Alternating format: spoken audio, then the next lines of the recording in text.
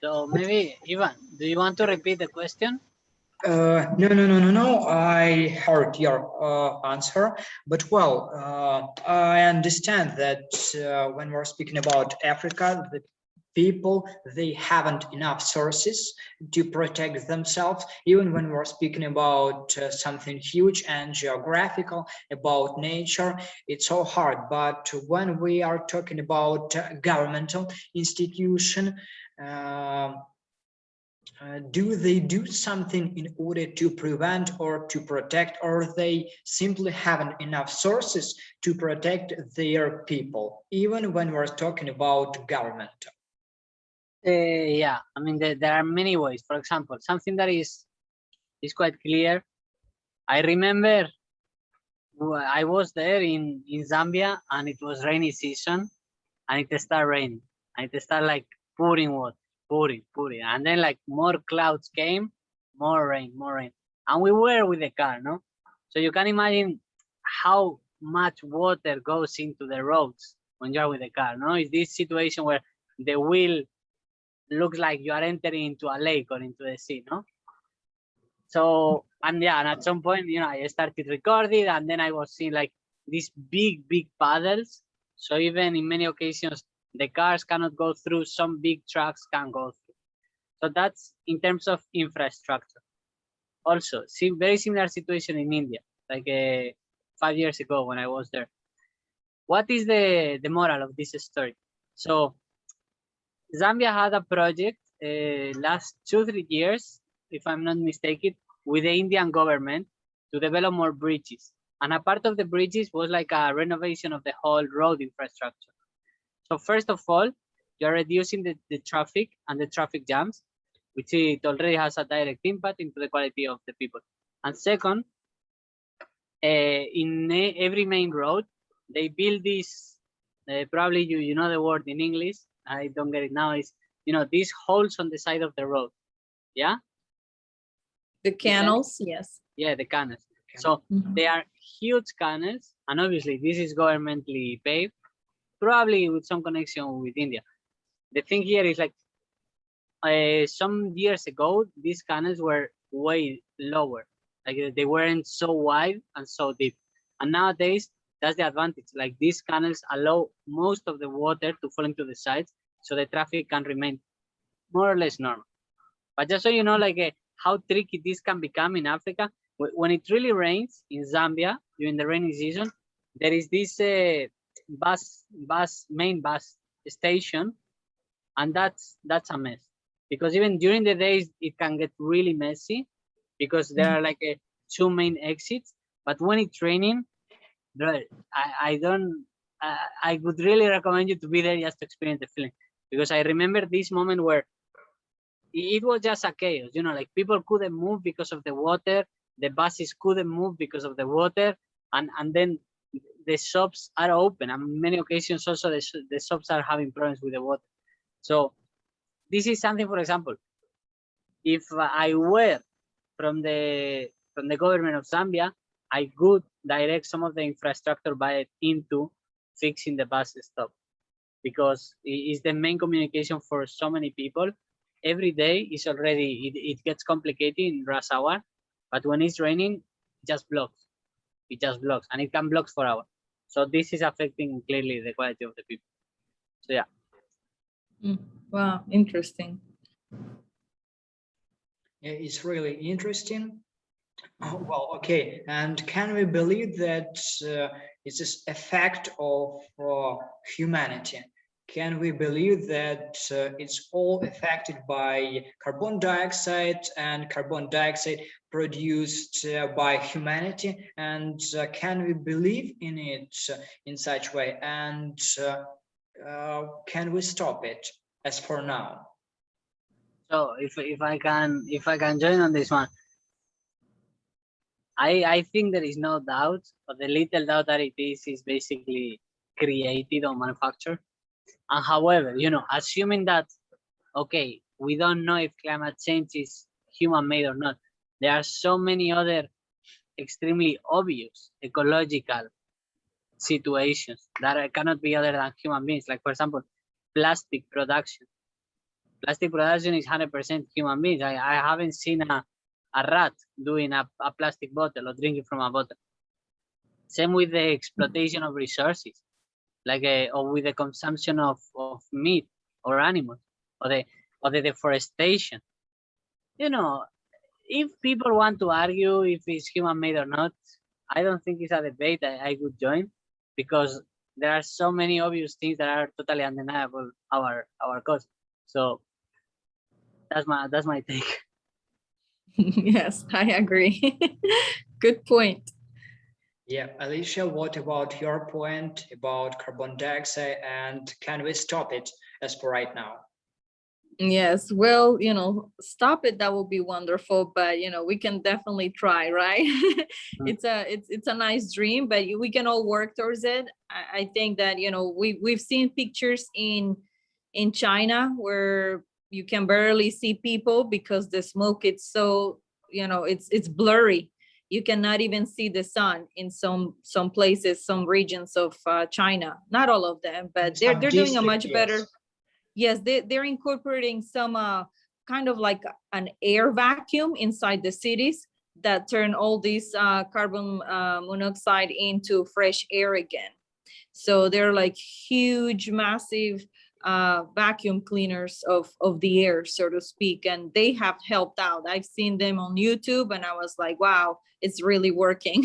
So yes, we can definitely use a lot of different measures to offset the pollution that we're creating, from using electric vehicles, installing solar panel applications for residential home, commercial establishments, as well as utility scale power plants. And there is a really nice project going on in Abu Dhabi and Dubai, which has pretty much the biggest solar power plant in the world.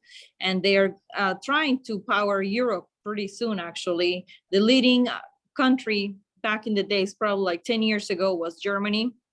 And they had so much energy from renewable sources that they have to actually ask the neighboring countries to please get some of that energy. So they've been very proactive about renewable energy, and I applaud Germany for that. And then other countries joined, such as China. I had the honor and opportunity to meet with the solar king of China, Mr. Huang Ming. He created a whole solar city made of everything was solar powered, from the stadium to hotels to homes to parks, everything. It was a beautiful, it's called Solar Valley. You should Google it. And I had the honor and opportunity to meet him 7 years ago. He wanted to kind of show the world that it's possible, that we can all make a mini city of that. So let alone a huge city out of renewable energy. But there is a lot of red tape with utility companies. They're still like hooked in the fossil fuel era and gas and nuclear power plants. So that made it harder for us to transition to a cleaner way of doing business and being a consumer as well. But little by little, we've been shifting, and I know about all this information because I was the former CEO for 7 years of Bright Solar Systems, and it was a solar consulting firm specialized in solar technology across 17 different industries in 17 countries around the world. We had up to 60 employees. It was my passion. It still is. One day we'll reopen it in 2030, but I thought that the global eco army will serve our planet higher, better purpose, because everybody can be involved without having to explain to them what a solar panel is and get into technicalities that most people wouldn't understand or afford to have. Where global eco army, it's simple. Everybody can plant a tree, even if they are 2 years old.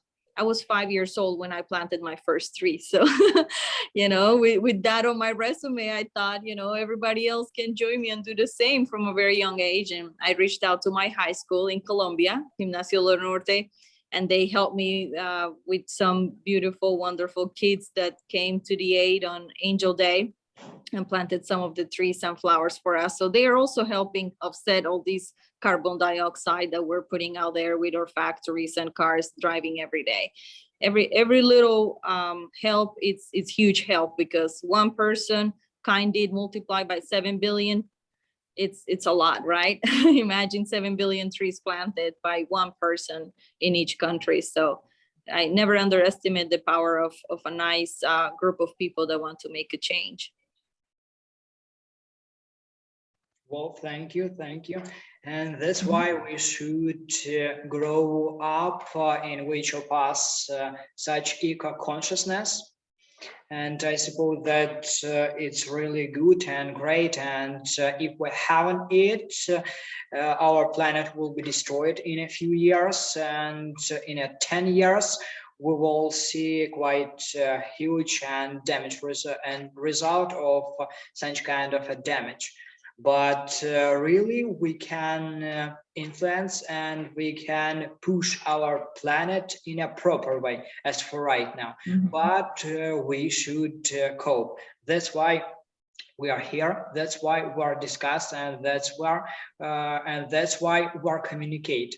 So we changed our opinions, and if you want to say something or if you want to share your experience, you're welcome. Your thoughts about something to cooperation, communication when we're speaking about ecology. Yeah, I mean, coming back to the actionable steps, as I mentioned, in Kunika, Zambia, right now we are running a project on hydroponic because, you know, another of the reasons of climate change is the impact of agriculture on the land. So with methodologies like agriculture, hydroponics, then apart from the bigger amounts of productivity in terms of produce, also the impact of the land is reduced, and the consumption of water is as well reduced because you can make it circular. So that this is something that we are doing. There is also the thing of ecological constructions as well, how to build houses with local material that can keep with a lower cost of production, also a lower input on the energy.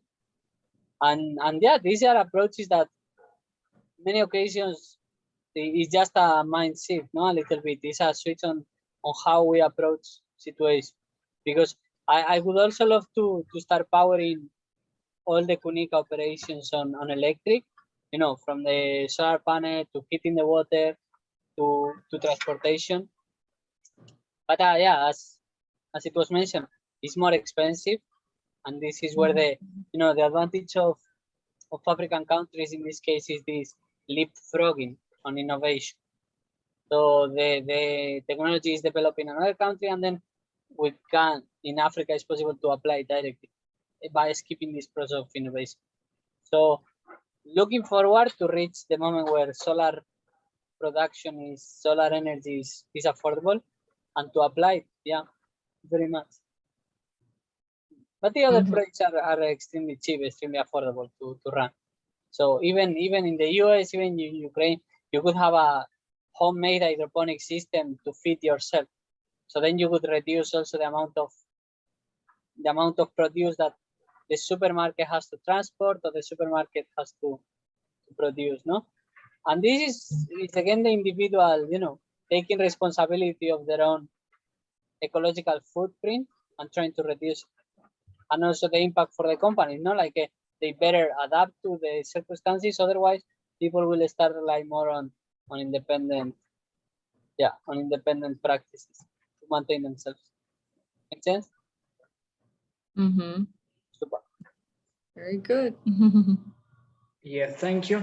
And when we're speaking about solar system, as you have mentioned, well, as for Ukraine, I suppose as for average person, it's so expensive because when we try to compare some prices, it's too much as for average person in Ukraine. But at the same time, people let's call it as a boss of oil industry, yeah, and they produce oil and they can't push the solar system in advance, and that's why they try to put it aside and at the same time to push in advance their oil. and how we can change it, and as a non-governmental organization, can we work with the governmental institution, with the and suggest our own policy to change this plan and ambitions of boss from oil industry. That's right. Yes. Well, the way we have it here in America is we incentivize the companies that apply solar technology on their rooftop, whether it's a homeowner or a business owner. We give them a 30% tax break, or at least that's what it was back in the days when I was a solar consultant. And there was also a state tax rebate as well. And in some other states like California, for example, every new home has to be solar powered, just as a mandate. It's the law. Therefore, yes, you can definitely turn it into a law that every new home in Ukraine will be solar powered. And then, you know, people have no other choice but to comply. And it's good for everybody. And it's cheaper also when you sell 1,000 homes that have solar power and have them installed from the beginning than having to retrofit an existing home with solar power. You know, it adds cost, and it's a different because instead of doing it in a bulk amount of 1,000 apartments or homes, you have to start one by one. And as you know, doing it that way increases the cost versus large scale. So that's something that you can definitely try to push forward in Ukraine and try to see if the government would allow new home construction to be or to have a law to have it solar powered. And that would be a great way to incentivize the solar and renewable energy industry and create jobs as well. And even make it cheaper for the builder too, because they don't have to worry about retrofitting existing homes and increasing the cost of doing that individually with each homeowner or business owner. And the tax rebate has also helped a lot, because let's say if the system costs like $10,000, for example, and they have to pay $5,000 in taxes next year, 30% of 10,000 is 3,000, right? Therefore, instead of having to pay $5,000 in taxes, they only pay $2,000 because they subtract that $3,000 tax deduction from the $10,000 cost of the solar panel. And that's how a lot of people liked, you know, transitioning to renewable energy, because it gave them a tax credit. They did something good for the environment. And also, if, for example, the company is a nonprofit, I also tried to sell to churches and schools, but they were nonprofits. Therefore, they couldn't get the tax write-off, but they could have an investor that could benefit from that by purchasing the solar panels for them. And I know that I'm maybe getting a little too technical, but I'm just giving you the ways that things have been able to work here in America to offset any roadblocks, so to speak, because we had the same challenge. You know, we come from the same era of people that are trying to hold on to an old industry that is slowly but surely dying. Are you still there? Yes, we are. Okay, I'm sorry. I was getting a call in, and my screen went black all of a sudden. So I wanted to make sure I'm still there. But yeah, renewable energy is the way to go, and it doesn't need to be in a massive scale. You can start with like little solar, a solar park for kids, just to teach them what a solar power is. We have a solar park here in downtown Tampa. It's like a solar vault, and it powers the lights of the park. And it has a little sign there that tells the kids, all these lights that you see in the park are solar powered. So that's like the first encounter of the kid learning about how wonderful solar power is, because it doesn't contaminate and it gives us light and electricity just like the conventional methods. Okay, but well, here in Ukraine, renewable sources is much more expensive when we're talking about oil, for example, in comparison. And that's why people can't buy, because average solar system with radiator and with all details in order to move it in process, it costs about $10,000. Oh, wow. Yes.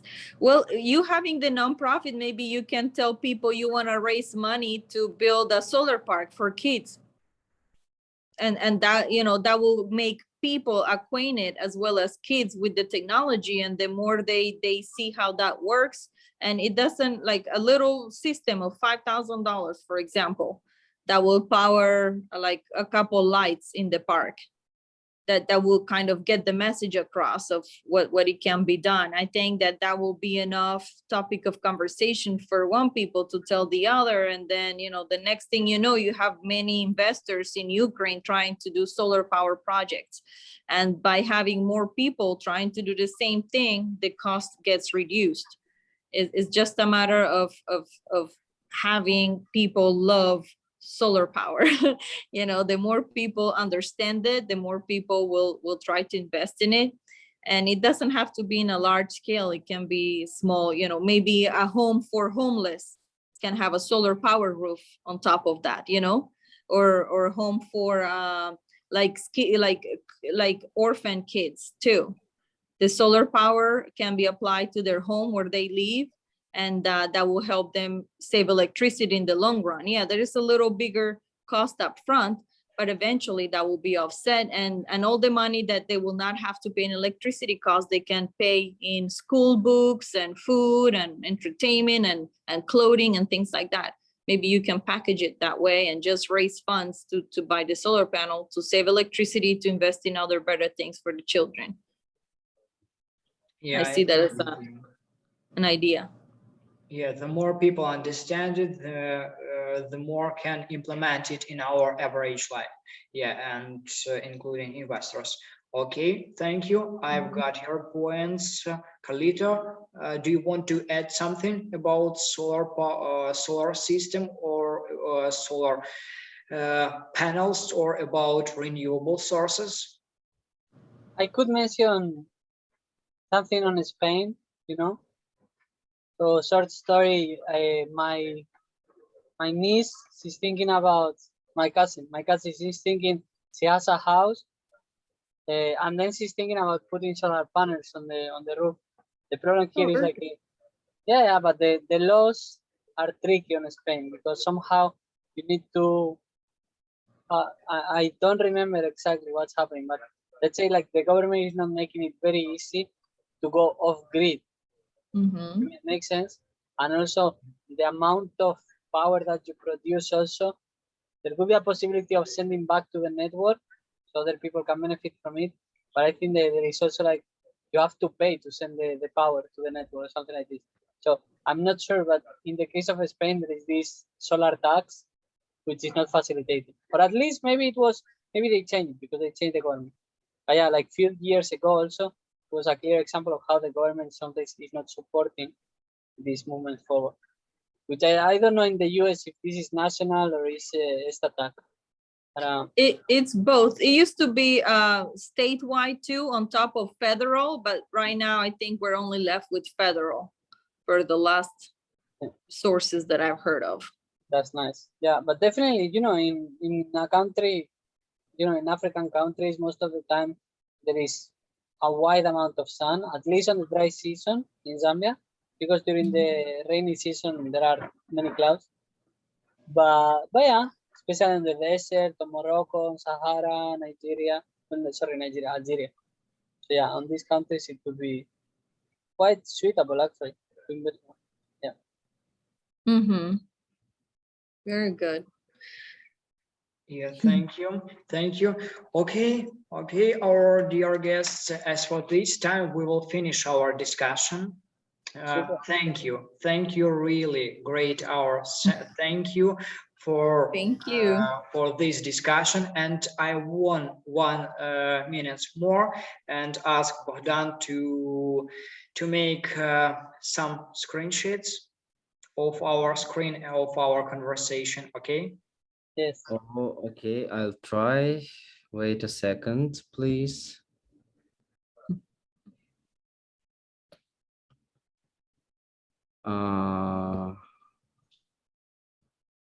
Okay, and my MacBook don't want to do that. I don't know why. As always, technical problems. 1 second, guys, please.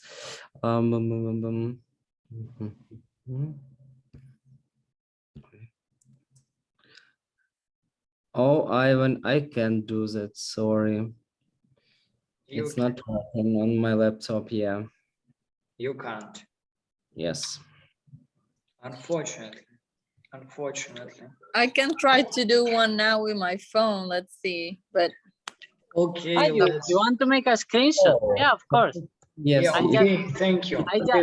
I just Oh. did a I just screenshot. have to do it. I just did another one. So just let me. Okay. Yeah, Let's but put everybody together. Then but I make a Alicia dropped. Sorry? But Alicia dropped out. Drop out. Yeah, Solis. Yeah. She's gone. Yeah, she's. Yeah. But don't matter much. You were recording the conversation. You can take a frame out of the. Yeah. In Yeah. such way we can. Yeah. Sure. Totally. Okay. Do you need Okay. something else? Friends Is there have. something else to add? Sorry. Is there something else to add? Something else you would like to ask, discuss, or? No, I suppose no, because we will finish it. Okay. Thank you once again. Thank you. Thank you for this conversation. Let's be in touch. If you will be here in Ukraine, please tell us about it, and we will meet you and we will cope with you. Okay. Okay. Super. Okay. Bye bye. See you. Nice to meet you. Ciao. Bye bye. Ciao. Bye bye. Bye bye.